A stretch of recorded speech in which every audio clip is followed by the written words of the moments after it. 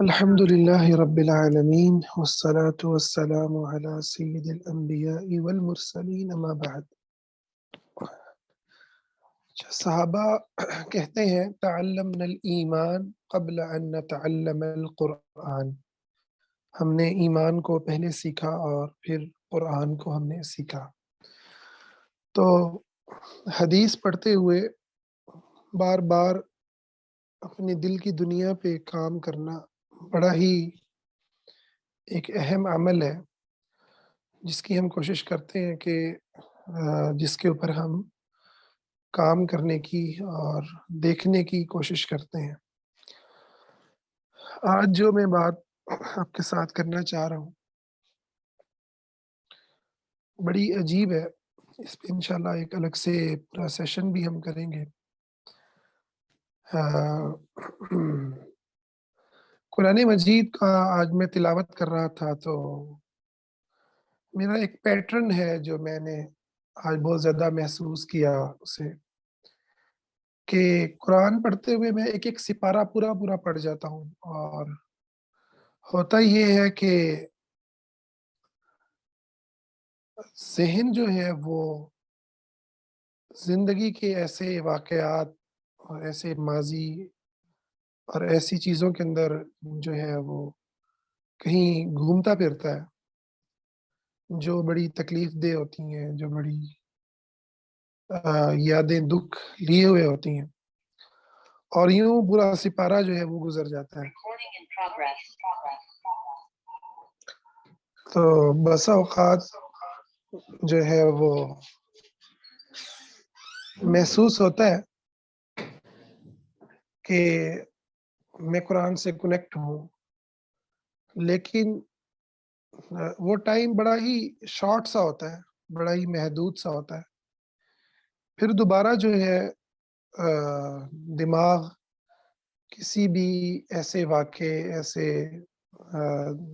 دکھ بھرے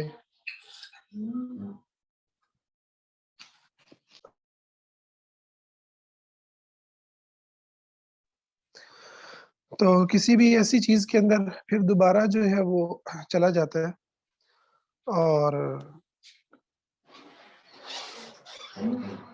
یہ جو عمل ہے، اس کو جب میں نے دیکھا اور اس پر جب میں نے غور کیا تو مجھے ایک چیز کا احساس ہوا کہ ہم جب اپنے بچپن میں قرآن پڑھتے ہیں، خاص طور پر ہمارا جو کلچرل انداز ہے قرآن پڑھانے کا، والدین مساجد میں بھیجتے ہیں، قاری صاحب کے پاس بھیجتے ہیں، تو ہماری زندگی میں جو مینٹل ہیلتھ کی ڈسٹربنس ہوتی ہے، جو بچے کے ساتھ حادثات ہو رہے ہوتے ہیں، جو اس کو نیگلیکٹڈ چائلڈہڈ کا سامنا ہوتا ہے، اور کم از کم اس کے ایموشنز جو چل رہے ہیں اسے جس طریقے سے اگنور کیا جاتا ہے، وہ سارا عمل جب ہم بچپن میں پھر قرآن پڑھانے سے جوڑتے ہیں تو وہ جو سارے ٹراما ہوتے ہیں وہ قرآن کے ساتھ لنک ہو جاتے ہیں۔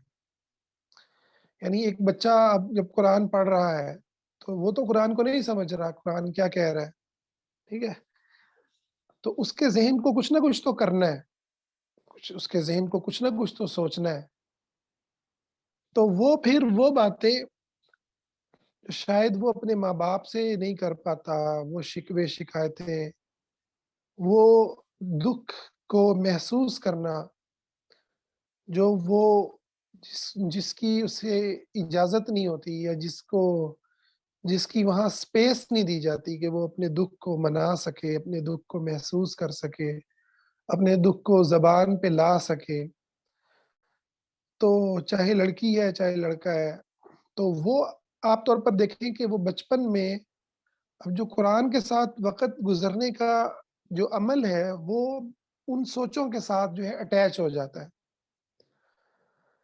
اچھا، تو میں نے سوچا کہ شاید یہ میرا پرسنل واقعہ ہوگا، میرا پرسنل تجربہ ہوگا، لیکن میں سمجھتا ہوں کہ یہ پرسنل واقعہ یا پرسنل ایشو ہے نہیں، یہ ہماری سوسائٹی کا ایک بڑا المیہ ہے، کیونکہ یہاں انسان کے دل پہ کیا گزر رہا ہے، اس کے ساتھ اس پہ ہونے والے تبصرے، اس کو دیے جانے والے آرڈر، اس کے ساتھ اپنایا جانے والا لہجہ، بلند آواز اور آنکھوں کا، چہروں کا گھورنا، ڈانٹ کا انداز، بلیک میلنگ، شیمنگ، ٹھیک ہے، اور اس کے رشتوں اور اس کے یعنی ایک پیارے کا اس کے دوسرے پیارے سے یعنی بڑوں کا آپس میں ایک بڑے کا دوسرے بڑے کی برائی کا تذکرہ کرنا بچے کے سامنے، اور بچے سے یہ چاہنا کہ وہ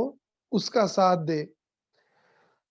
تو یہ اتنے بڑے بڑے حادثات ہیں جو ہمارے جو ہے وہ سوسائٹی کے اندر ایک نارمل چیز ہے، اور بلکہ اس سے بھی بڑھ کر ہماری نسل میں تو بچے کا ابیوز ہو جانا، بچیوں کا ابیوز ہونا، چاہے وہ جسمانی طور پر ہو، وہ ان کو سیکشول ابیوز کیا گیا ہو، یا ان کو کسی بھی طرح سے آپ دیکھیں، وہ ایک روٹین میٹر تھا ماضی کے اندر۔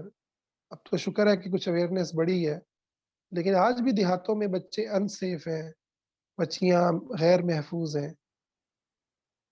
تو یہ یعنی ہم نے فیمنزم کو اور لبرلزم کو گالیاں بڑی دی ہیں، اور دینی بنتی بھی ہیں۔ ویسٹ کو ہم نے بڑی گالیاں دی ہیں، ہمارا مذہبی طبقہ دیتا ہے، لیکن اپنے کلچر کو ہم لوگ دیکھنے کو تیار نہیں ہوتے کہ ہمارے کلچر نے کیا گند مارا ہوا ہے، ٹھیک ہے، اور ہمارا کلچر کیا ظلم ڈھا رہا ہے، ہمارا کلچر کیسے کیسے تبصرے کر رہا ہے، ٹھیک ہے۔ وہ بچی پیدا ہونے پہ مجھے آج بھی یاد ہے، وہ بہت سے چہرے مجھے نہیں بھولتے کہ جو بچی کے پیدا ہونے پر ایسے افسردہ تھے، ٹھیک ہے، کہ اللہ تعالیٰ نے قرآن میں وہ مثالیں بڑی یعنی کافروں کے بارے میں دی ہیں، لیکن میں ان چہروں کو آج بھی اپنے دماغ میں وہ مجھے محفوظ ہے کہ بچیوں کی ولادت کی جو خبر ہے وہ کیسے دی جاتی ہے ہماری سوسائٹی میں، اس پر باپ کا کے چہرے پہ جو رونق ہے وہ کہاں پہ ہوتی ہے۔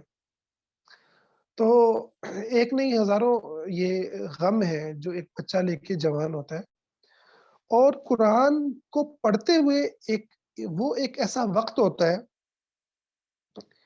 کہ جس وقت میں وہ اپنے ساتھ بیٹھ پاتا ہے، ورنہ تو عام طور پر بچے کو اپنے ساتھ بیٹھ پانا یا کسی انسان کا اپنے ساتھ بیٹھ پانا، یہ یعنی آپ کو لگے گا معاشرے میں کہ پاگل پن والی باتیں ہیں، یہ کیا بات ہوئی بھائی اپنے ساتھ بیٹھ پانا، یہ چل سو چل مشینی زندگی ہوتی ہے، اسکول جاؤ، ٹیوشن پڑھو، ٹھیک ہے، میٹرک کرنی ہے، جو ہے وہ پھر ایف ایس سی کرنی ہے، پھر یہ کرنا ہے، پھر وہ کرنا ہے، اور رہا سہا بچا وقت پہ آپ نے پھر اماں سے جو ہے وہ اور رشتوں کی باتیں سننی ہے، اور رشتوں سے اماں کے خلاف باتیں سننی ہے، تو اور نہیں تو گھر کے اندر پھر بڑے بھائی صاحب نے شادی کی ہوئی ہے، تو اس کی بیگم اور اس کی اماں اور اپنی اماں کی لڑائیوں کو دیکھنا ہے، یعنی آپ ہر گھر کے اندر الگ الگ سین دیکھیں گے، تو ٹائم تو ہوتا ہی نہیں اپنے ساتھ بیٹھنے کا۔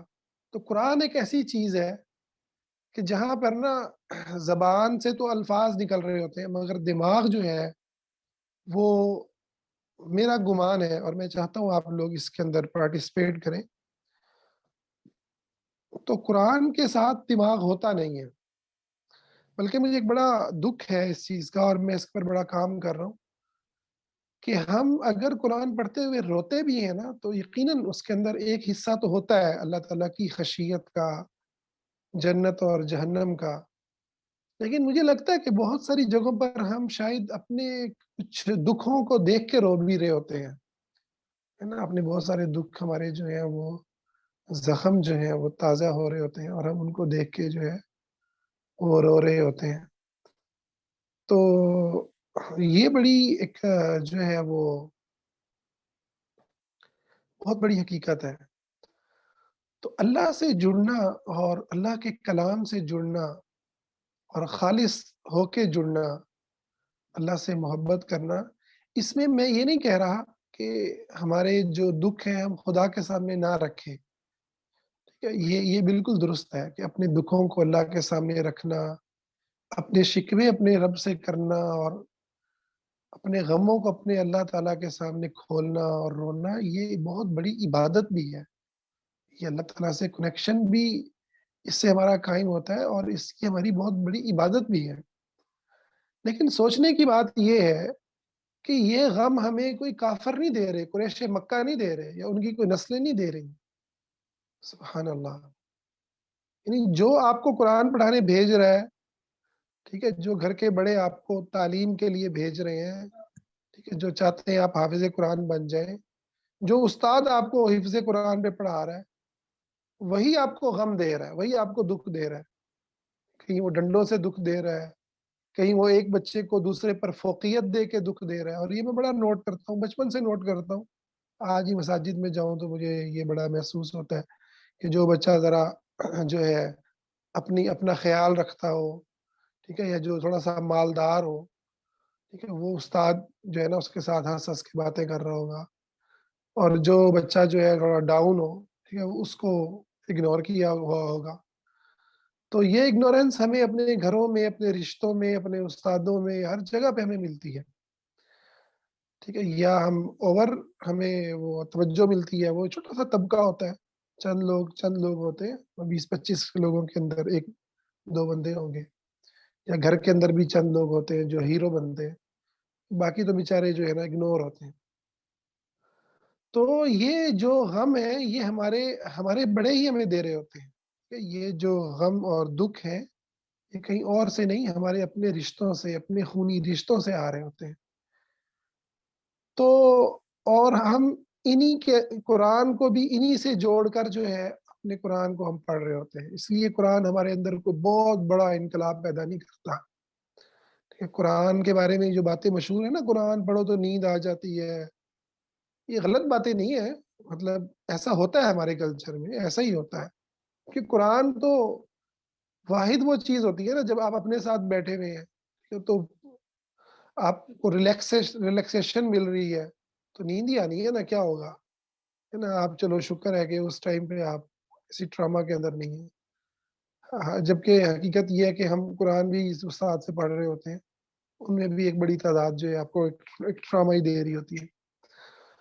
تو یہ ایک ایسی چیز ہے جو اپنی نسلوں کو ہمیں دین پڑھاتے ہوئے، تربیت کرتے ہوئے، حدیث پڑھاتے ہوئے، قرآن پڑھاتے ہوئے، ہم اس کو نا کوئی اہمیت ہی نہیں دے رہے ہوتے، اور میں آپ کو بتا رہا ہوں کہ یہ سب سے بڑا زندگی کا غم ہے جو آپ کو جو ہے وہ بڑا انسان بنانے کی بجائے، آپ کو اللہ تعالیٰ سے کنیکٹ کرنے کی بجائے، ٹھیک ہے، آپ کو بڑے بڑے ایشوز کے اوپر آپ قرآن سے سوچیں، بڑی بڑی باتیں قرآن سے نکالیں، قرآن پہ غور و تفکر کریں، اللہ تعالیٰ کی آیات، اللہ کی صفات، پچھلی امتوں کے واقعات، ٹھیک ہے، آپ جنت کی چیزیں، جہنم کا تذکرہ آپ کو وہ دہلا دے، جنت کا شوق آپ کو پگھلا دے، ٹھیک ہے نا، اللہ کی صفات اور اللہ کے سامنے کھڑے ہونے کا جو ڈر ہے، آگہی کا جو ڈر ہے، یہ ساری چیزیں آپ کو جو ہے وہ ہلا دیں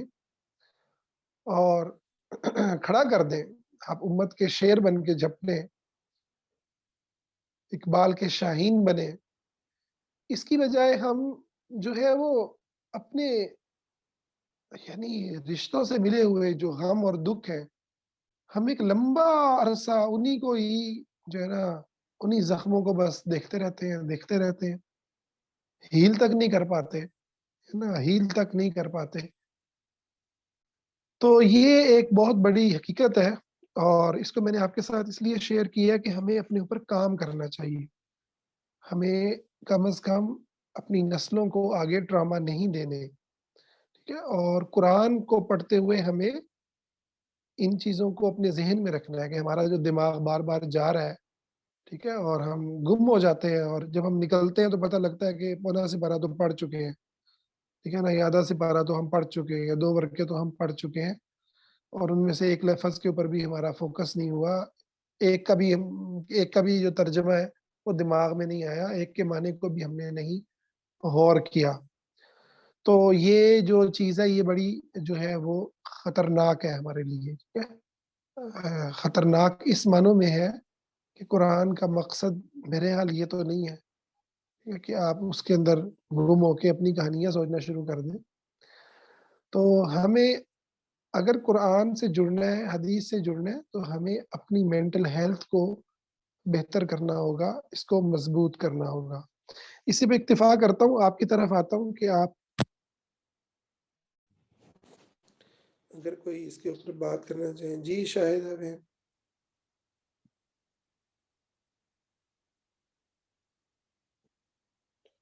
جی جبین. السلام علیکم ورحمۃ اللہ وبرکاتہ. سر میں یہ کہنا چاہوں گی کہ جیسے جب اچھا مطلب میرا اپنا یہ رائے ہے کہ ہم لوگوں نے مطلب اپنی جنریشن کو یا ہم سے پہلے بھی جو تھے ہم لوگوں نے صرف قرآن کو ہی مطلب فوکس کر کے رکھنا بھی چاہیے. لیکن اس کے ساتھ ساتھ جو مجھے لگتا ہے کیونکہ جب سے میں نے حدیث پڑھنی شروع کی ہے تو حدیث ہمارے جو ہے نا اخلاق کو چینج کرتی ہے. مطلب جس طرح قرآن کی یہ تاثیر ہے کہ جو ہے قرآن پڑھنا جیسے شفا ہے اور بہت ساری چیزوں سے ہمیں مینٹلی طور پہ ریلیکسیشن ہوتی ہے. تو جیسے مجھے لگتا ہے کہ حدیث کا بھی یہ جو ہے نا مطلب اس کے اندر بھی یہ تاثیر ہے کہ جب آپ اس کو پڑھتے ہیں اور اس کو خود بخود وہ آپ کے نا اخلاق میں شامل ہوتی چلی جاتی ہے. جیسے مطلب جتنی بھی حدیثیں پڑھی اور حدیث اور قرآن مل کے تو ہماری پرسنالٹی کو بھی اسٹرانگ کرتے ہیں.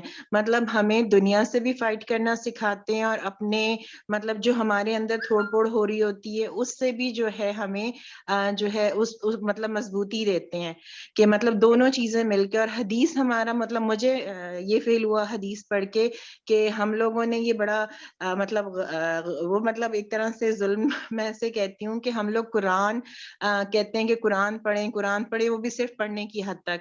اور جو ہے حدیث کو ہم مطلب اس طرح نہیں پڑھاتے کہ مطلب قرآن اور حدیث کو اگر ہم ساتھ لے کے چلیں تو مطلب ہماری سوچ جو ہوتی ہے وہ زیادہ وسیع ہوتی ہے.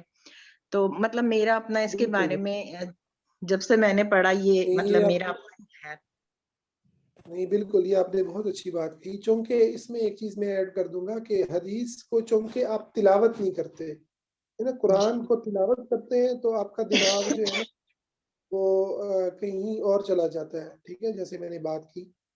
البتہ حدیث کو جب ہم پڑھتے ہیں تو ایک تو ہم اردو ترجمے سے پڑھتے ہیں، اپنی زبان میں پڑھتے ہیں اور وہ تلاوت نہیں ہوتی تو وہ زیادہ جو ہے افیکٹ کرتی ہے. اور اگر قرآن کے اوپر بھی ہم اپنا کام کریں تو قرآن یقیناً یعنی قرآن کا جو اجر و ثواب ہے اور جو یعنی اس کی تلاوت کا جو اجر ہے اس کا تو کوئی چیز بھی نہیں پہنچتی. اور حدیث قرآن کی ہی تشریح ہے جو حضور نے بیان فرمائی.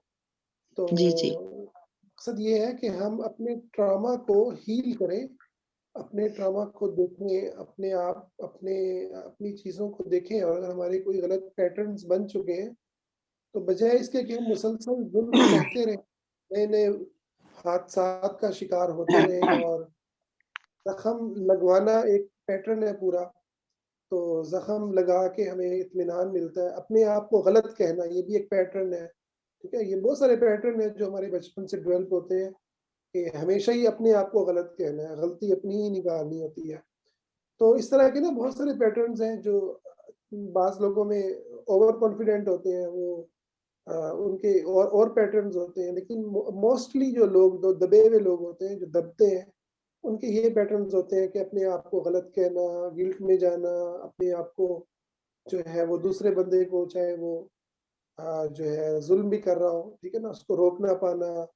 اور اوپر سے صبر کی آیتیں حدیثیں پڑھ کے تو اپنے آپ کو جھوٹی تسلی دے دینا کہ ہم تو بڑا نیک کام کر رہے ہیں. اللہ نے تو نہیں کہا ایسے نیک کام کا نا کہ جو آپ کو کر دے یا آپ کو دراصل ہم صبر میں اور اس میں نا وہ نہیں کر پاتے نا، ڈفرنس نہیں کر پاتے کہ ہمیں صبر کہاں ہے.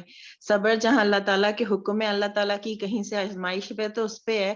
یہ تو نہیں کوئی ہم پہ ظلم کر رہا ہے تو ہم وہاں صبر کا مظاہرہ کرتے رہیں کہ کوئی بات نہیں ہمیں چانٹے لگ رہے ہیں تو لگتے رہیں. مطلب یہ یہ جو ہمارے کانسیپٹ ہے نا، یہ حدیث ہمیں بڑے مطلب ایکوریٹ ہمیں سمجھاتی ہے. مطلب قرآن بھی سمجھاتا ہے، مجھے وہ نہیں جیسے آپ نے کہا قرآن جیسے قرآن کو پڑھنے سے ایک سکون ملتا ہے. کبھی سر میں بہت زیادہ درد ہو تو میں اکثر قرآن کی مطلب تلاوت سنتی ہوں, اس سے سکون ملتا ہے. یا مطلب اس طرح مطلب یا کوئی مطلب اور کوئی زندگی میں اتراؤ چڑھاوا ہے تو مطلب وہ چیزیں جو ہیں. لیکن بیسکلی جو کریکٹر کو بلڈ کرتا ہے ہمارے, تو وہ حدیث ہے کہ مطلب کتنی چھوٹی چھوٹی چیزیں ہمیں بتا دی گئی ہیں. اب جیسے آپ نے اس دن بات کی مجھے بڑی اچھی لگی, کوئی بھی نہیں کرتا کہ معاشرے میں جو ہے عورت کو یہ بتایا ہے کہ تم نے اس طرح کرنا ہے, یہ کرنا ہے, یوں کرنا ہے. اور اس طرح مجھے اس حدیث پہ بڑی حیرت ہوئی کہ جب ایک صحابیہ آتی ہیں اور کہتی ہیں کہ جو ہے 2 صحابیوں کا نام لیتی ہے, نبی صلی اللہ علیہ وسلم منع کر دیتے ہیں, ایک جو ہے وہ غریب بہت ہے اور ایک جو ہے وہ مارتا رہتا ہے. تو مطلب مجھے اس وقت یہ ہوا کہ ہم کس طرح عورت کو دباتے ہیں, اور حدیث کس طرح ہمیں بتا رہی ہے کہ وہ صحابی ہیں اور نبی صلی اللہ علیہ وسلم کہہ رہے ہیں کہ شادی نہیں کریں. بالکل بالکل. اچھا میں یہ تو ٹاپک ایسا ہی ہے کہ اس کے اندر جتنا ہم اپنے آپ کو دیکھتے ہیں تو ہم دیکھتے ہی چلے جاتے ہیں. میں آگے ہوتا ہوں کیونکہ ہمارا ٹائم تھوڑا ہے, تو کوشش کرتے ہیں کہ جزاک اللہ, آپ کا بہت اچھی جو تھی پارٹیسپیشن تھی. جی شاہدہ لطیف آپ بات کریں. السلام علیکم ورحمۃ اللہ وبرکاتہ. سر میں اس والے سے یہ کہنا چاہوں گی کہ الحمدللہ میں نے تفسیر قرآن بھی پڑھا, تو قرآن جیسے اتنا اس میں اعجاز ہے کہ سر جو بھی مسئلہ چل رہا ہو نا, قرآن کھولیں وہیں کہیں سے بھی اسی مسئلے اسی دن ہی کوئی مسئلہ سامنے ہوتا ہے قرآن کی آیت سے. اتنی حیرانگی ہوتی ہے کہ اللہ تعالیٰ کو واقعی ذاکر پتا تھا کہ بندے کو یہ مسئلہ ہے, پھر واقعی بندہ ڈوب جاتا ہے اس میں, لیکن ساتھ ہی حل بھی نظر آ جاتا ہے, حل بھی نظر آتا ہے. اللہ تعالیٰ ساتھ ہی آیتیں ہوتی ہے کہ بندے یہ اب یہ کر. یہ بھی قرآن کا اعجاز ہے, لیکن اس میں اس طرح تو نہیں ویسے کوئی کہ مطلب اپنی ہی پریشانی ہو گئی, لیکن اب حل نظر آ گیا, مقصد پتہ چل گیا کہ اب کرنا کیا ہے. یہ ایک لیکن چیز میں اور آپ کی بڑی اچھی بات ہے, بہت اچھی بات ہے, لیکن میں یہ دیکھیں نا, مسئلہ یہ ہے کہ یہ جو پریشانی ہمیں ہوتی ہے نا, تو یہ جیسے میں نے بات کی نا کہ ہمارے ہی بڑے, ہمارا ہی گھر, ٹھیک ہے نا, رشتے جو ہمیں قرآن پڑھانے بٹھا رہے ہیں, بھیج رہے ہیں, تعلیم دے رہے ہیں, یہ انہی کی کریٹ کی ہوئی ہوتی ہے.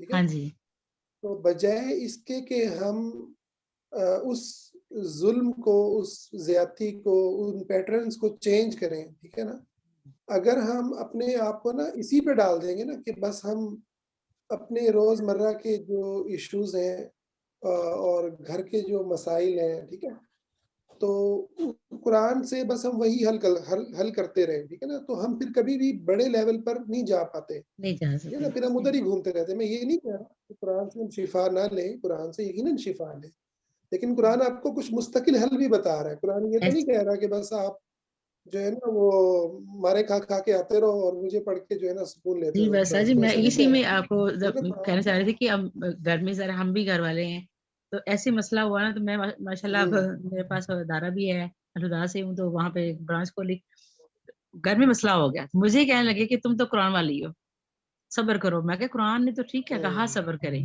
صبر کریں یہی سکھایا, لیکن صبر کا مطلب یہ تو نہیں کہ ظلم برداشت کریں. ظلم برداشت کرنے والا وہ اتنا ہی ظالم ہے جتنا ظلم کرنے والا ہے.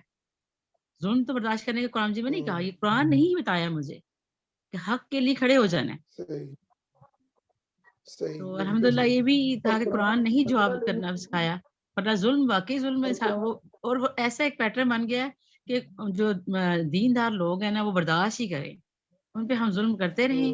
وہ تو آپ کو تو بھائی اللہ تعالیٰ نے جو ہے, آپ تو اہل قرآن ہے, آپ تو معلمہ ہیں, آپ برداشت کریں جی. میں نے کہا یہاں تو کہیں بھی نہیں لکھا ہو, مجھے بتا دیں آپ کہاں میں لکھا ہو. ہاں میرے رب نے مجھے بتایا کہ ظلم برداشت نہیں کرنا. ہاں ظلم کرنا نہیں ہے, لیکن ظلم سہنا بھی نہیں ہے. صحیح بات, بالکل صحیح. تو یہ بہت اچھی آپ نے بات کی, جزاک اللہ خیر, بہت اچھا آپ کا تھا. جی سمینہ آپ کی طرف آتے ہیں. جی السلام علیکم بھائی. جی بہن. بھائی بڑے دنوں سے جزاک اللہ الخیر جو آپ نے یہ پوائنٹ ریز کیے, میرے ذہن میں سوال تھا. آپ کو میری آواز آ رہی ہے؟ جی آ رہی ہے جی بالکل. کہ مطلب بالکل سیم جو آپ نے مطلب بات کی، ایسے لگتا ہے جیسے آپ نے میرے سوال کو الفاظ دے دیے ہیں. الحمدللہ کہ میں اپنے سراؤنڈنگ میں دیکھ رہی تھی، ایک جگہ پہ میں بیٹھی ہوئی تھی، تو وہاں پر جو تھا مطلب وہی اسٹوریاں جو اسٹار پلس والی اور کہانی گھر گھر کی چلتی ہیں، اور نارملی لوگ کہہ دیتے ہیں کہ تم قرآن کھولو فوراً تمہیں قرآن سے حل مل جائے گا. تو میرے ذہن میں یہی چیز آ رہی تھی کہ قرآن تو جیسے آپ نے بات کی ہے کہ یہ تو بہت بڑے کام کے لیے جو ہے یہ کتاب آئی تھی، اور اس کا تو غالباً میں نے سنا بھی تھا غالباً یا کہیں پڑھا تھا کہ آپ اس کو جس نیت کس سے پکڑیں گے آپ کو قرآن وہی چیز دے گا. جیسے آپ نے کہا کہ آپ کے وہ اسمال پکچر ہے تو اسمال ہی آئے گی، اور اگر بگ پکچر ہے تو وہ تو بہت ہی جو بگ ہے، جس میں جنت دوزخ سب سے پہلے اللہ کی معرفت، مطلب کہ اس کا کام تھا قرآن کا اللہ کی معرفت لینا. وہ اصل میں ہم ایسے لگتا ہے ایک ہی دائرے میں گھوم رہے ہیں. تو الحمدللہ مجھے اپنے سوال کا جواب بڑا بہترین مل گیا. جزاک اللہ الخیر. جزاک اللہ خیر. ایسا ہی ہے بالکل کہ قرآن جو ہے وہ یقیناً ہمارے غموں اور دکھوں پہ مرہم رکھنے والی کتاب ہے، اللہ سے جوڑنے والی کتاب ہے، لیکن قرآن ان راستوں کو مستقل بند کرتی ہے. قرآن ایک بڑی اعلیٰ تہذیب اور اخلاق دیتی ہے جس کی مدد سے آپ نہ صرف اپنے تمام ڈپریشن سے نکلتے ہیں، بلکہ ایک ایسا معاشرہ وجود میں آتا ہے جو ایک دوسرے کا خیال رکھنے والا، مینٹلی طور پر مضبوط، اعلیٰ اقدار کا مالک ہے. ٹھیک ہے، تو بجائے اس کے کہ ہم اپنی اصلاح کریں، ہم قرآن کے ساتھ اپنے ٹراماز کو ریلیٹ اگر کرتے رہیں گے تو میں یہ سمجھتا ہوں کہ پھر ہم بس شاید ہیل بھی نہیں ہو پائیں گے. ٹھیک ہے، اور ہمیں قرآن سے حل لینا چاہیے. ٹھیک ہے، اور قرآن جو ہمیں راستہ دکھا رہا ہے اس پہ چلنا چاہیے، نہ کہ بس رونے دھونے کے لیے قرآن کھول لیا اور گم ہو گئے. تو جزاک اللہ خیر، شکریہ آپ کا. جی بلال، آپ السلام بات علیکم سر. ہیلو. جی آپ نا ہینڈ ریز کریں جس نے بھی بات کرنی ہے نا، تاکہ وہ آسان ہو جائے. السلام علیکم سر. وعلیکم السلام. جی بات کریں.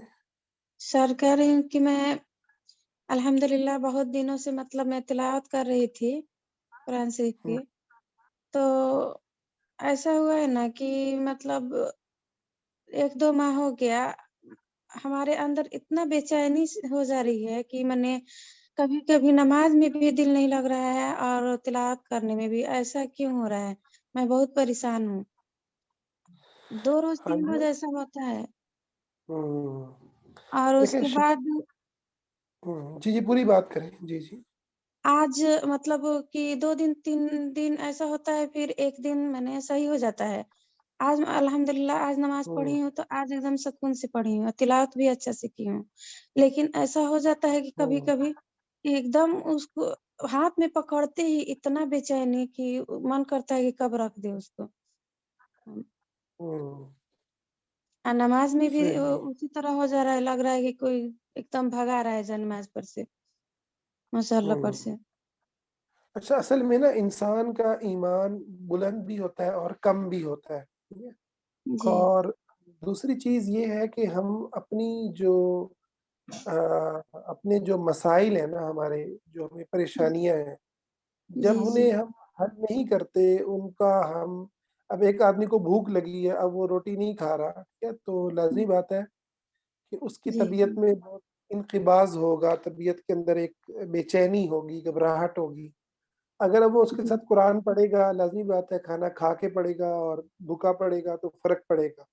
ٹھیک ہے، جی تو جی جی اسی طرح انسان کی ذہنی کیفیات بھی ہوتی ہیں. انسان اگر ذہنی طور پر پرسکون ہے، ٹھیک ہے، تو اس کا قرآن سے جو تعلق ہوگا وہ اور طرح سے ہوگا. ٹھیک ہے، اس لیے میں یہ بات کر رہا ہوں کہ جی قرآن کو ہم اپنی یعنی یہ سمجھتے ہیں کہ ہماری پریشانیوں کا حل قرآن ہے. ٹھیک ہے نا، یعنی ہماری جی جو بھی دماغ میں چل رہا ہے نا، جو گھر میں چل رہا ہے، اس کا حل یہ ہے کہ ہم قرآن پڑھ لیں، جی جی جبکہ ایسا ہے نہیں. ٹھیک ہے نا، قرآن کو جی پڑھنا کوئی حل نہیں ہے، جی قرآن کو پڑھنا حل نہیں ہے، قرآن نے جو آپ کو علم دیا ہے، جو بات کی ہے، اس پہ عمل کرنا حل ہے، ٹھیک ہے، وہ آپ کے لیے شفا ہے۔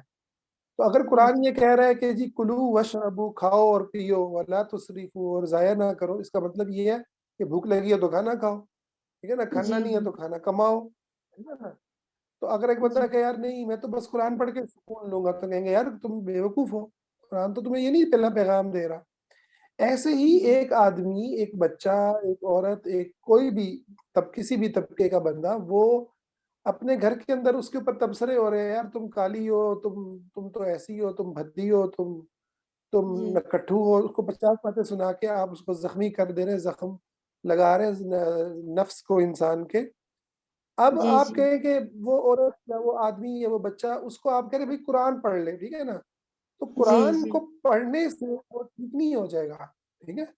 ہاں جی قرآن سر آپ کو بتا رہا ہے کہ بھائی جو ظلم کرے اس کو آپ روک دیں، ظالم کا ہاتھ روکنا، یہ حدیث کے اندر آیا کہ ظالم کا جی ہاتھ روک دیں، قرآن کے اندر بھی آیا اس کا تذکرہ، والذین اذا اصابهم البغی هم ینتصرون، کہ جب ان کے اوپر ظلم کیا جائے تو وہ ان کی جو ہے نا مدد اللہ تعالیٰ کرتے ہیں، ٹھیک ہے نا، وہ کھڑے ہوتے ہیں، وہ لیٹ نہیں جاتے، ٹھیک جی ہے، وہ سر بدلہ بھی لیتے ہیں۔ تو یہ ساری چیزیں قرآن کے اندر آ رہی ہیں۔ تو اب ایک بندہ کہتا ہے نہیں اس کا تو میں نے جانا ہی نہیں ہے، ٹھیک ہے، میں نے تو سائیکالوجسٹ کے پاس جانا نہیں۔ بہت ساری ایسی مجھے مائیں، ایسے لوگ مجھے ملے کہ جو کہتے ہیں جی تھراپی لینا یا کسی سائیکالوجسٹ سے رابطہ کرنا یہ تو ایمان کے کمزور ہونے کی علامت ہے۔ کیوں بھائی؟ ٹھیک ہے بھائی، اللہ تعالیٰ نے کدھر کہا ہے ایمان کے کمزور ہونے کی علامت ہے؟ اللہ نے کب کہا ہے کہ تم جو ہے نا، یعنی تمہارے جو بھی زندگی میں مسئلے چل رہے ہیں تم بس ان کو حل نہ کرو، آگے قرآن پڑھ لو، کہیں پہ بھی اللہ نے نہیں جی کہا ہے نا۔ جی جی تو یہ ایک بڑی اہم چیز ہے کہ ہمیں اپنے مسائل کو حل کرنا ہوگا، ورنہ ہم اسی طرح سے قرآن کے ساتھ ہمارا جو ریلیشن ہے وہ بڑا ڈسٹرب رہے گا۔ قرآن ہے یا حدیث ہے، ٹھیک ہے، اس کے ساتھ ہمارا جی جی ڈسٹرب رہے گا۔ اپنے آپ کو مضبوط کرنا ہے، اپنے مسائل کو حل کرنا ہے، بہتر کرنا ہے۔ تو ایک تو جی یہ جی چیز ہے۔ دوسری چیز یہ ہے کہ انسان کے اوپر بہرحال ایمان بڑھتا بھی ہے، کم بھی ہوتا ہے۔ بسا اوقات نفس جو ہے وہ جو ہے کسی گناہ کی وجہ سے یا جی جی یا کسی وجہ سے جو ہے اس کے اندر ایک طرح سے وہ بند ہو جاتا ہے، ٹھیک ہے۔ تو یہ چیزیں کوئی حرج نہیں، ہو جاتی ہیں، ٹھیک ہے، اور یہ ایمان کی علامت ہے، نبی علیہ السلام نے اس کو ایمان کی علامت قرار دی۔ جزاک اللہ۔ جی سر جزاک اللہ سوال تھا آپ کا؟ جی بلال بھائی سوال کر سکتے ہیں۔ السلام علیکم سر۔ وعلیکم السلام۔ سر ابھی میرے پتہ نہیں سوال کا جو الفاظ ہیں وہ مکمل ہو نہ ہو، لیکن سوال یہ ہے کہ جب قرآن پاک میں اللہ تعالیٰ نے فرما دیا ہے کہ مردوں کو عورتوں کو فضیلت دی گئی، جی تو مطلب کہ ابھی مسئلہ یہ ہے نا کہ وہ برابری کے تعلقات، جس میں کہتے ہیں کہ برابری کے حقوق ملنے چاہیے، یا برابری کرنے کی جب بات ہوتی ہے تو تمام مسائل وہاں پر اکٹھے ہوتے ہیں۔ لیکن جو میں کہنا چاہ رہا ہوں کہ دیکھیں ابھی ہمارا جو معاشرہ ہے یہ کافی ترقی کر چکا ہے، کیونکہ قرآن اسلام نے آ کر نہ عورت کو اپنے حقوق دیے ہیں، اس سے پہلے تو بالکل جہالت تھی۔ تو صحیح بات۔ جو میں کہنا چاہ رہا ہوں کہ جی یہ کہتے ہیں کہ عورت پہ ظلم ہو رہا ہے، ابھی ایک مرد جو ہے اگر وہ پڑھا لکھا ہو تو وہ ایک ان پڑھ مطلب کہ جس نے یعنی کم تعلیم یافتہ عورت سے شادی کر لیتا ہے، لیکن ایک جی عورت اگر پڑھی ہو، پڑھی لکھی ہو، تعلیم یافتہ ہو، میں نے نہیں دیکھا کبھی بھی آج تک کہ پڑھی لکھی تعلیم یافتہ عورت کسی ان پڑھ مرد سے شادی کر لے، تو ابھی ظلم کہاں پہ ہو رہا ہے؟ ہاں دیکھیں یہ آپ کا سوال بہت اچھا ہے، میں آپ کے سوال کو اپریشیٹ کرتا ہوں، بہت اچھی آپ نے جو ہے نا پوائنٹ اٹھایا۔ اصل میں نا ظلم کیا ہے، اصل سوال یہ ہے نا، کیا ظلم وہ ہے جو ایک فیمنسٹ عورت روڈ پہ نکل کے نعرے مار کے کہہ رہی ہے، ٹھیک ہے، ظلم کیا ہے، کون فیصلہ کرے گا؟ تو ظلم کا فیصلہ کرے گا قرآن، ظلم کا فیصلہ کرے گی حدیث۔ اب ہم حدیث اور قرآن سے کیا مرد، ٹھیک ہے، یا بڑا، میں تو دونوں طبقوں کو سمجھتا ہوں کہ ظلم کا شکار ہے۔ مرد بھی یہاں پر مظلوم ہے، ایسا نہیں ہے مرد مظلوم نہیں ہے، اور عورت بھی مظلوم ہے اور بچہ بھی مظلوم ہے. ٹھیک ہے، یعنی آپ جب ظلم کرتے ہیں نا تو پھر ظلم آپ کے اوپر بھی ہوتا ہے.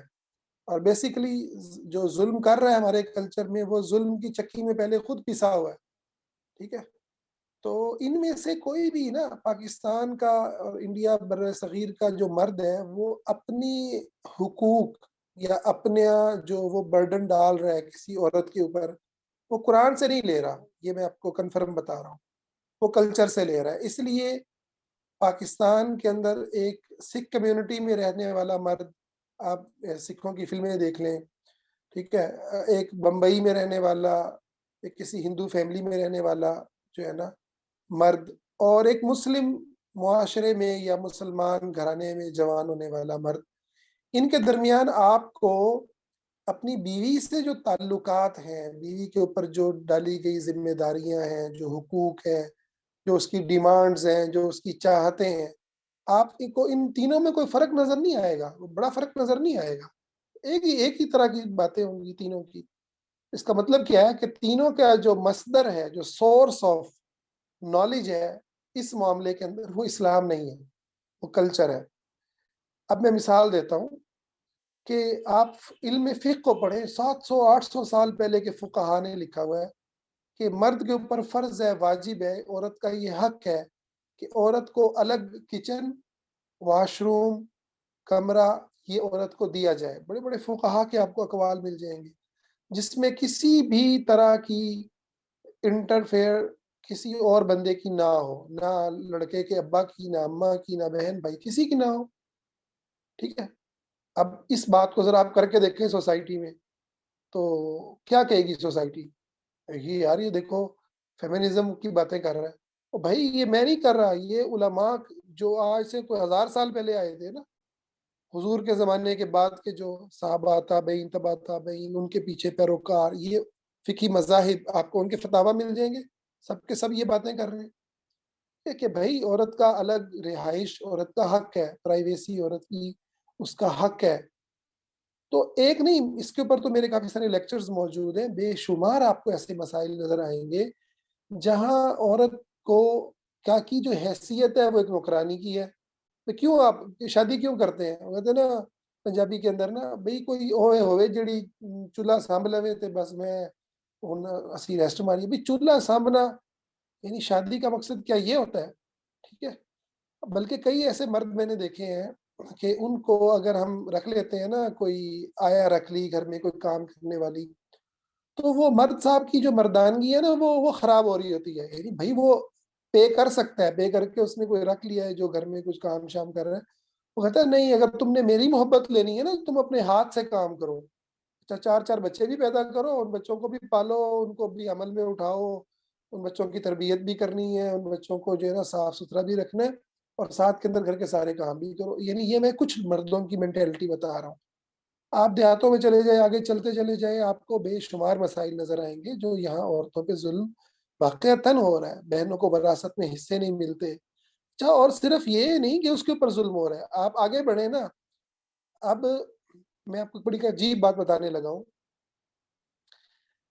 جو گھر میں بیٹی ہوتی ہے، آپ دیکھیں کہ جو گھر میں ماں ہے نا وہ اپنی بیٹی کو اگنور کرے گی، بہو کو ترجیح دے گی. یہ بھی ایک واقعہ ہے. ٹھیک ہے، کیوں؟ میں نے ایک ایسے ہی نا بات چیت ہوئی تو مجھے ایک بڑا عجیب بات پتہ چلی کہ ہمارے کلچر میں یہ چیز موجود ہے، اور وہ اس لیے کہ بھائی بیٹی نے تو اپنے گھر چلے جانا ہے. ٹھیک ہے، تو پیچھے رہنا تو بہو کے ساتھ ہے، تو اب بہو کے ساتھ بنا کے رکھنی ہے. ٹھیک ہے، تو وہ ساس جو ہے عرصہ حکمرانی کرتی ہے، وہ پھر ایک عرصہ جو ہے نا پھر اس کے بعد وہاں بہو کی حکمرانی ہوتی ہے، اور ظلم پر مبنی حکمرانی بھی ہو جاتی ہے. ٹھیک ہے، اگرچہ کہ یہاں بہویں اکثر بہوؤں پہ ظلم ہو رہے ہوتے ہیں. ٹھیک ہے، لیکن بہت ساری جگہوں پر آپ کو نظر آئے گا کہانی الٹ ہوئی ہوئی ہے.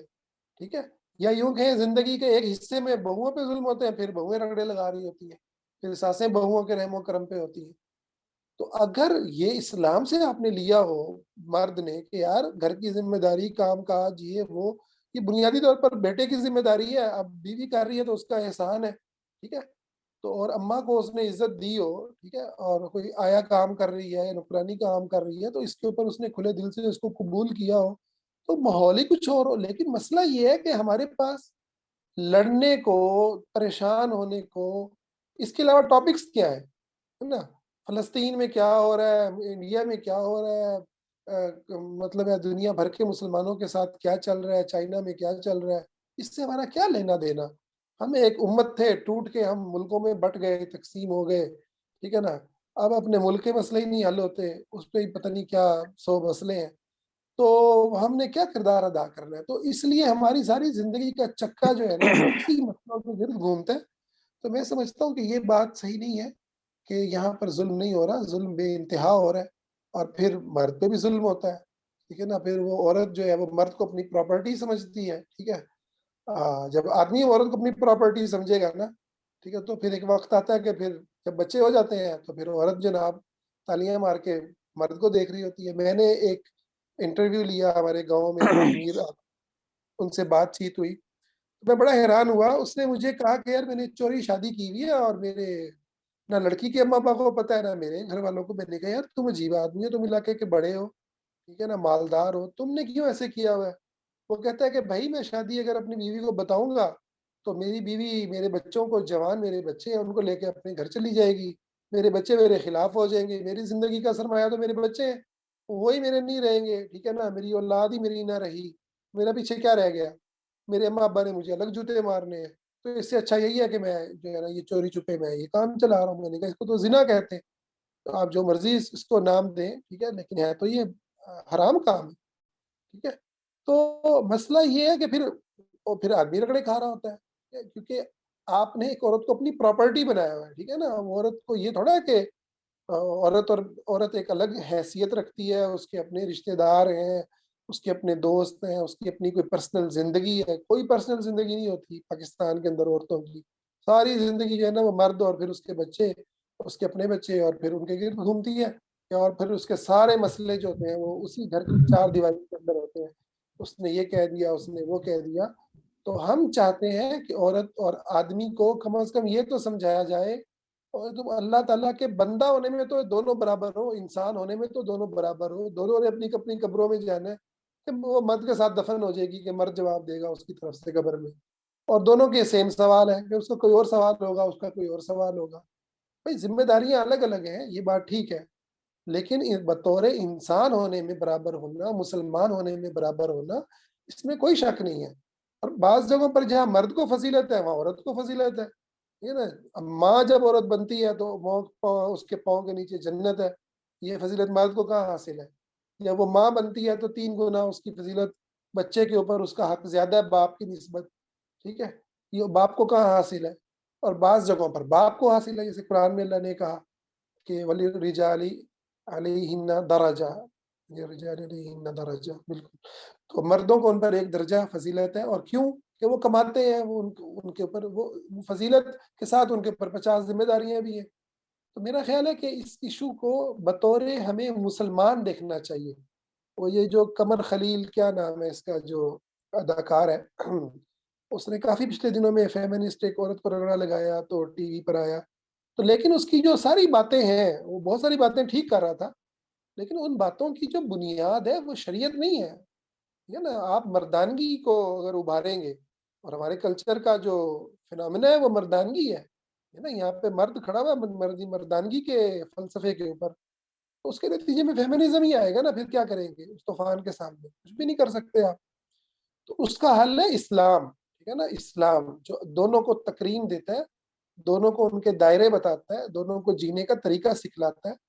اس اسلام کے اوپر جب ہم آئیں گے تو انشاءاللہ اس سے اگر تھوڑی بہت کسی آدمی کو تکلیف اٹھانی بھی پڑے بظاہر، ٹھیک ہے، تو میرا خیال ہے اس کے لیے آسانیاں بہت زیادہ ہیں، بہت آسانیاں. اور ایسے ہی عورت کے لیے اس کو بظاہر لگے گا ایک عورت کو کہ ایک آدمی 2 شادیاں کر رہا ہے، لیکن حقیقت میں عورت کی اپنی زندگی ہے، عورت کا اللہ سے اپنا تعلق ہے، ٹھیک ہے. عورت اپنے لیے جو ہے وہ اس کے لیے نوکرانیاں رکھنا کوئی عیب کی بات نہیں ہے. کیا وہ عورت ایک پورا وہ کاروبار کر سکتی ہے حلال دائرے کے اندر رہ کے، اس کا پیسہ اس کا ہے، ٹھیک ہے نا. یہاں تو سارا کچھ ہی بندے کا ہوتا ہے، عورت کا کیا ہوتا ہے. تو میں سمجھتا ہوں کہ یہ بڑی ہی ایب نارمل سچویشن ہے جس میں دونوں طرف زیادتیاں ہو رہی ہیں. تو اس کو ہمیں اسلام کے وقت میں دیکھنا چاہیے اور حل کرنا چاہیے. जज़ाक अल्लाह। सर अभी मैं एक और बात करना चाह रहा था कि जी, आपने कहा है कि जिस हमारे पैरों के नीचे जन्नत है, नो डाउट, कोई शक नहीं है इसमें। लेकिन जो वालिद होते हैं उन्हें दरवाज़ा करार दिया गया। ऐसी जी। जन्नत का क्या करना जिसका दरवाज़ा ना हो, या कमरा ऐसा क्या करना जिसका दरवाज़ा ना हो। नहीं, वो आपकी बात और सही है, लेक बिल्कुल। एक और बात, ये जो कारोबार है, हज़रत खदीजा अलैहिस्सलाम कारोबार तो हम करती थी, तजारत करती थी। मैं सवाल मेरा सवाल ये है बिलाल भाई कि आप कंपैरिजन क्यों कर रहे हैं? दोनों मुसलमान हैं, दोनों जन्नत में जाएँगे, ऐसा ही है ना? दोनों सर मुसलमान है ना? और जन्नत के बारे में भी सर मेरा एक क्वेश्चन है कि एक मैंने आयत पढ़ी थी सूरह अल इखलास की, अल्लाह समद वाली, जिसमें यह है कि अल्लाह बेनियाज है। तो हम जितने मर्जी अमाल जी, अच्छे कर लें, बेशक हमारे टू पॉइंट अमाल हों, लेकिन जन्नत का कोई गारंटी नहीं है कि आपको जन्नत में भेजा जाएगा। कोई भी ऐसा अमल हो सकता है जिसकी वजह से आपके गारंटी है। तमाम अमल, नहीं सर, नहीं, अल्लाह आखिरकार मिलेगी, इस पे गारंटी आखिर है। जो शख्स ईमान आखिरकार लाया और मिलेगी। मैंने एक वाकया पढ़ा था सर, हाँ, वो जन्नत में जाएगा। मैंने एक जी, वाकया पढ़ा था जिसमें बहुत नेक वलीउल्लाह थे कि हुँ, उनको अल्लाह ताला ने जो बख्शा था ना, सिर्फ इस बात पे हुँ, बख्शा था कि उनके कलम के ऊपर स्याही थी, मुझे भी उन बुजुर्ग का नाम नहीं याद, और उसके ऊपर मक्खी आकर बैठी और जस्ट 2 सेकंड्स के लिए उन्होंने अपना पेन रोका कि जो मक्खी है वो स्याही पी ले, अपनी प्यास बुझा ले, और उसके बाद मैं लिखना शुरू करूँ, सिर्फ इस बात पे। बाकी हुँ, सारे अमाल ज़ाया हो गए। तो हुँ। हम जो कहते हैं, जो हम अपने अमाल करते हैं, अगर ये जन्नत के असूल के लिए हैं, तो ये तो मुझे और ज़्यादा डाउट होता है कि क्या अल्लाह की खुशनुदी खत्म हो गई, सिर्फ जन्नत ही जन्नत है सब कुछ? हुँ। जन्नत हाँ, ये जो बात है ना ये तसव्वुफ़ से आई है, बाज़ सूफिया से आई है।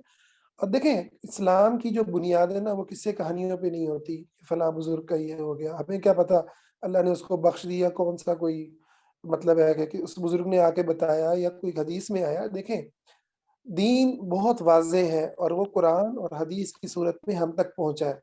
नबी करीम सल्लल्लाहु अलैहि वसल्लम ने फरमाया, "मन क़ाला ला इलाहा इल्लल्लाह दख़लल जन्नह।" जिसने ला इलाहा इल्लल्लाह कहा जन्नत में दाखिल होगा। पता चलता है अगर उसने कबीरा गुनाह किए, अल्लाह की मशीयत पर है, अल्लाह चाहे तो अज़ाब दे के जन्नत में डाल दे, चाहे उसको जो है डायरेक्ट मुआफ़ फ़रमा के जन्नत में डाल दे। और रही अल्लाह ताला की खुशनुदी तो जन्नत अल्लाह की खुशनुदी का ही नाम है।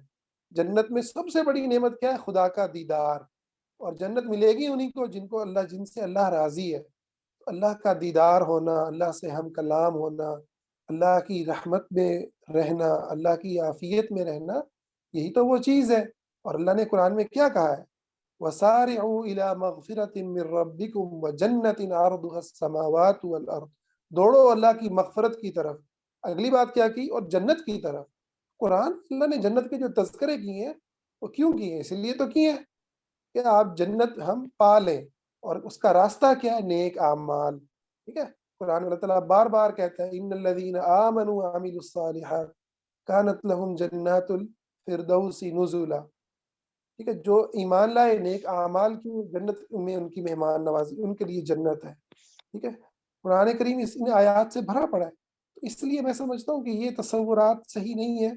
हाँ, ये बात दुरुस्त है कि जन्नत हमारे अमल के बदले में नहीं मिलेगी, लेकिन इन अमाल के ज़रिए ही अल्लाह राज़ी होता है, अल्लाह रहम करता है, ठीक है? जैसा कि हदीस में आता है, एक सहाबी ने कहा, या रसूलल्लाह जन्नत में आपका साथ चाहिए।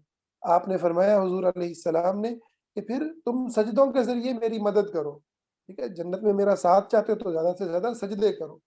तो इसलिए मैं समझता हूँ कि ये बात कॉन्सेप्ट सही नहीं है और जो पहले भी आप बात कर रहे हैं, उसके अंदर भी मैं आपको ये नसीहत करूँगा कि देखें मर्दानगी कोई चीज़ अल्लाह ने नहीं बयान की, ठीक है? कोई ऐसी चीज़ अल्लाह ताला ने बयान नहीं की जिसकी बुनियाद पर मुस्लिम सोसाइटी को खड़ा किया हो।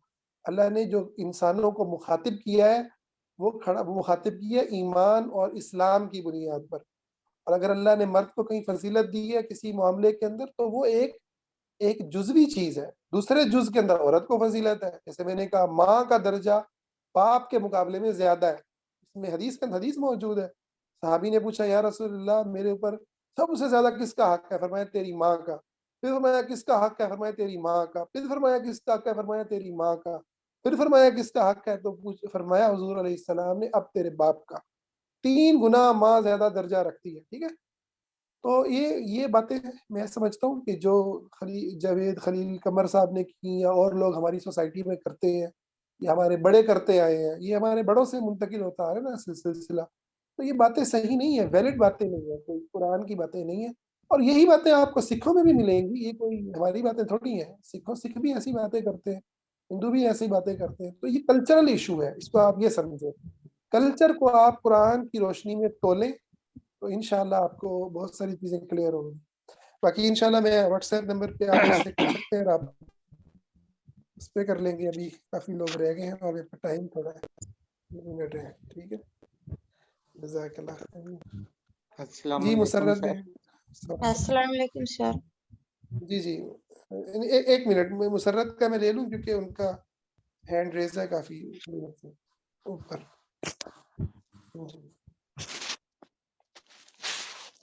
اچھا مسرت نہیں بات کر رہی, کائنات آپ بات کر رہی. السلام علیکم ورحمۃ اللہ. وعلیکم السلام. سر آپ نے آج جو ایشو ڈسکس کیا نا کہ بچوں کے مسائل ہیں اور فوکس نہیں کر پاتے قرآن پہ, اور واقعی یہ بہت میجر ایشو ہے جو ہماری آج کی, پہلے تو جب آپ کی ایج تھی تب تو مینس تھوڑا کم ہوتا ہو, لیکن آپ کو بھی فیل ہوا وہ. لیکن آج جو ہماری جنریشن ہے, ہمارا یا میں بھی آج کی جنریشن ہوں, تو یہ بہت بہت زیادہ بڑا ہوا مسئلہ ہے یہ کہ بچوں کو سنا نہیں جاتا. صحیح. اور اس میں جیسے کہ میں اگر تھوڑا سا آپ کو بتاؤں کہ میں نا آن لائن ورکنگ کر رہی ہوں, مینس کہ قرآن کو آگے لے کے چل رہی ہوں. الحمدللہ میں الہدا کی اسٹوڈنٹ ہوں. تو میں نے یہ آبزرو کیا کہ واقعی یہ جو آپ ایشو آج آپ نے رکھا ہے سامنے, تو اس میں میں بھی آپ کو شیئر کرنا چاہوں گی کہ یہ واقعی اتنا بڑا ایشو ہے کہ ہماری جو آنے والے وقت میں یا ابھی جو فتنہ چل رہا ہے اتنا زیادہ بڑا ہوا ہے کہ ہمیں گھروں سے ہی مطلب کہ محبت, گھروں سے ہی آپ کو اپنائیت, آپ کو مکمل رشتے نہیں مل رہے. ہمیں ایک دوڑ میں لگا دیا گیا ہے اور اس میں بچوں کو اتنا ڈاؤن فیل کروایا جاتا ہے, اتنا ڈاؤن فیل کروایا جاتا ہے کہ کچھ بھی پتہ ہی نہیں ہے بچوں کو. اور میرے ساتھ ایسے اسٹوڈینٹس جڑے ہوئے ہیں, ایسے اسٹوڈینٹس جڑے کہ وہ تلاش میں ہے کہ ان کو کوئی سننے والا نہیں ہے, ان کو باہر محبتوں کی تلاش ہے. اور آج جو فتنہ اتنا زیادہ ہے نامحرم کی محبت, تو یہ اسی سے ہی یہ آگے بڑھ رہا ہے. اگر ہمیں گھر میں اتنی پیرنٹس یا ہمارے رشتے جو بھی ہمارے ارد گرد ہیں, بہن بھائی نہیں سنتے ہم ایک دوسرے کو. صحیح کہہ رہی ہے, بالکل. تو اس پہ کام کرنے کی ضرورت ہے, تبھی جی ہم بالکل. قرآن کی طرح سے کنیکٹ ہوں گے. ٹھیک ہے, ورنہ. اور بچوں کی بات میں نہیں کرتا, میں تو اپنی بات کر رہا ہوں, بڑوں کی. میں تو سمجھتا ہوں کہ ہم بڑے قرآن کو جب پڑھتے ہیں تو ہم اپنے ٹراماز کو لے کے, اپنے دکھوں اور غموں کو لے کے قرآن کے ساتھ جوڑ کے تو ہم اپنی چیزوں میں گم ہوتے ہیں. ٹھیک ہے, اگر ہم اپنے اوپر غور کریں نا کہ ہم قرآن سے کتنا سرور لے رہے ہیں اور کتنا فہم لے رہے ہیں, ٹھیک ہے, تو ہمیں اندازہ ہوگا کہ ہمارا دماغ پتہ نہیں کہاں کہاں گھوم کے تو وہ پھر رہا ہے. تو یہ اپنے اوپر کام کرنے کی ضرورت ہے. اور یہ یقیناً کسی چیز کو جاننا, کسی چیز سے اویئر ہونا پہلا سٹیپ ہوتا ہے آپ کے جی کام بالکل. کرنے کا. ٹھیک ہے, شکریہ. جی جزاک اللہ خیر. جی اعجاز, آپ بات کر سکتے ہیں. جی سر, یہ بات تو ساری ٹھیک ہے کہ نماز کی جو بات ہوئی ہے کہ نماز کے دوران ہمیں اس طرح فوکس نماز کی طرف نہیں ہوتا. ہمارے معاشرے کے مسائل, دکھ, وہ چیزیں ہمارے سامنے آ جاتی ہیں. اور دوسری بات بھی ٹھیک ہے, لیکن سر میرا ذرا نا ٹاپک سے ہٹ کے تھوڑا سا سوچ ادھر جا رہی تھی کہ ہم یہ مسئلہ ڈسکس ہمیں کرنا چاہیے کہ ہم نے قرآن اور سیرہ اور حدیث کو کنورٹ اپنے نیکسٹ جنریشن میں کیسے کریں گے کہ یہ آئندہ جو ہم گزر گئے ہیں, ہم نے چلے جانا ہے, نیکسٹ جو معاشرے کے بگاڑ ہیں وہ ان میں قرآن پاک سے کیسے رہنمائی لے کے ان کو اس طرف لایا جا سکے؟ جی بہت اچھی آپ نے بات کی ہے، اور میرا خیال ہے میرا جو ساری گفتگو ہے وہ اسی کے اوپر ہے. قرآن سے جوڑنے کے لیے بہت ضروری ہے کہ ہم اپنے بچوں کو جو ہمارے کلچر کا دباؤ ہے نا اس سے ہم محفوظ کریں. جی مثلاً کوئی چیز ٹوٹ جاتی ہے تو بچے کو نہ ڈانٹیں، ٹھیک ہے. مثلاً بچہ جی سر. ٹیوشن پہ کوئی چیز اس کی ہوئی ہے اس کی بے عزتی نہ کریں، کالے گورے میں فرق نہ کریں، لمبے چھوٹے میں فرق نہ کریں، ٹھیک ہے. بہن کے جی جی بچے میں بھائی کے بچے میں فرق نہ کریں، ٹھیک ہے. یہاں پہ جو ہے وہ نواسوں میں پوتیوں میں فرق کیا جاتا ہے، وہ فرق نہ کریں. بیٹیوں بیٹے میں فرق نہ کریں، ٹھیک ہے. اور ٹھیک. جو ہے مار پیٹ کرنا، ڈانٹ ڈپٹ کرنا، ایسی ڈانٹ ڈپٹ، ایسا مار پیٹ کہ جو آپ کے اپنا بس اپنی فرسٹریشن اپنا غصہ ہے وہ آپ نکال رہے ہیں، ٹھیک ہے. یہ نہ کریں. بچوں کو اپنائیت کا احساس دیں، بچوں کے ساتھ وقت گزاریں، ان کو سنیں، ٹھیک ہے نا، ان کے بیٹھیں، ان کے سوالوں کے جواب دیں. ٹھیک ہے. یہ سارے جب کرنے کے کام آپ کریں گے اور اس کے ساتھ آپ ان کو قرآن پڑھائیں گے، حدیث پڑھائیں گے، سیرت کی اچھی اچھی باتیں بتائیں گے، ان کی عمر کے حساب سے انہیں کہانیاں سنائیں گے، تو وہ بچہ جو ہے ایک بڑا زبردست لیڈر بنے گا، قائد بنے گا. اور اگر آپ ان کو جی پورا وہی سسٹم چلائیں گے، ٹھیک ہے نا، کہ دادی جو ہے وہ بچوں کو سنا رہی ہوگی اماں کی کہانیاں، اماں سنا رہی ہوگی پھپھی کی کہانیاں، پھپھی سنا رہی ہوگی کسی اور کی کہانیاں، ٹھیک ہے نا. کالے والے کو جو ہے نظریل کیا ہوا ہوگا، گورے والے کو ترجیح دی ہوئی ہوگی. مثال میں دے رہا ہوں، اس طرح کے بے شمار جو جی چھوٹے چھوٹے مسئلے جن کو مسئلہ سمجھتے ہی نہیں ہے اور وہ کبیرہ گناہ بن جاتے ہیں، ٹھیک ہے نا، کبیرہ گناہ بن جاتے ہیں. بالکل. ٹھیک ہے. وہ سارے کام اگر ہم کرنے بند کر دیں گے تو انشاءاللہ پھر ہمارا بچہ قرآن سے، حدیث سے صحیح معنوں میں جڑے گا. جی ٹھیک ہے سر. اچھا جی، تھینک یو. جزاک اللہ. یہ کافی لمبا ٹاپک ہے، ہم اس پہ انشاءاللہ کوشش کرتے ہیں کہ مزید جو ہے وہ ہفتہ یا اتوار کو جو ہے ایک سیشن رکھ لیں، کہ مجھے لگ رہا ہے اس پہ کافی ساری چیزیں ہیں. انشاءاللہ بات کرتے ہیں. ٹھیک ہے. ابھی آپ سے اجازت چاہوں گا. جزاک اللہ خیر. اور باقی لوگ مجھے واٹس ایپ کر سکتے ہیں جن کے سوال رہیں گے. شکریہ.